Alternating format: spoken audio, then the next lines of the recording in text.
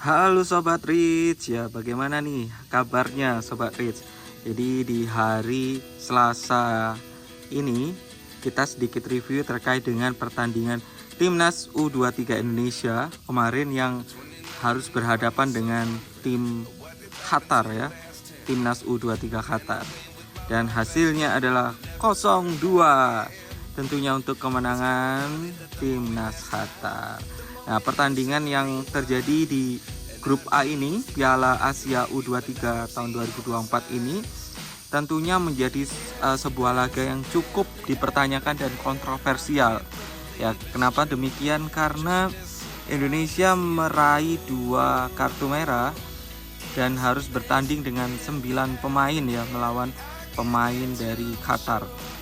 Tentunya bisa dibilang agak menjadi sebuah tanda tanya ketika Timnas Indonesia dianugerahi 2 kartu merah dan gol yang terjadi pada Timnas Qatar pun hasil dari penalti dan juga tendangan bebas.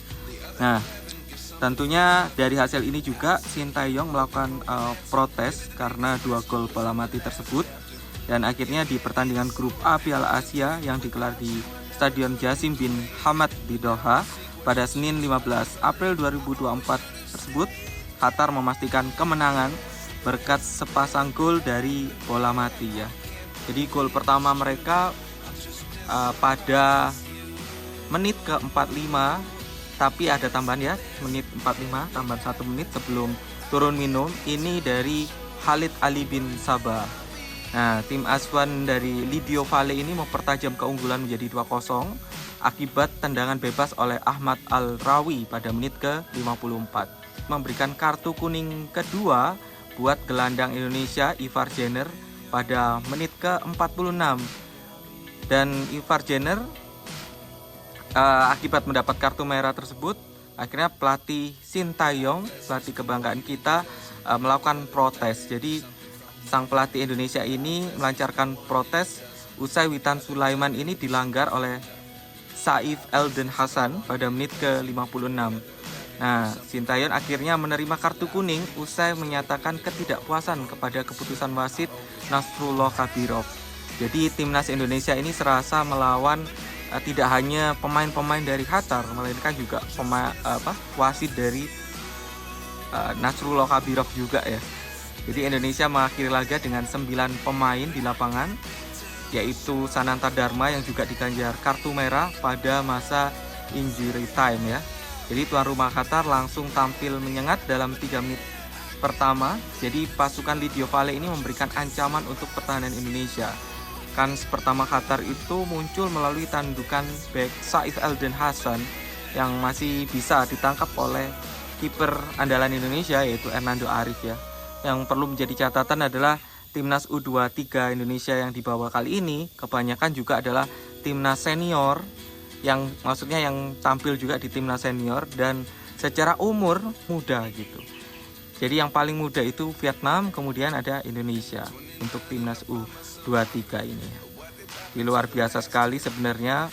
Kemarin Indonesia juga menyulitkan sebenarnya untuk pemain-pemain Qatar ya, tapi apa boleh buat. Jadi di menit ke-14 wasit mencabut kartu kuning untuk gelandang Indonesia Ivar Jenner yang melanggar Mahdi Salem. Kemudian selang 3 menit dari pelanggaran itu, Mahdi Salem menciptakan kans bagus untuk Qatar melalui sepakan jarak jauh ya.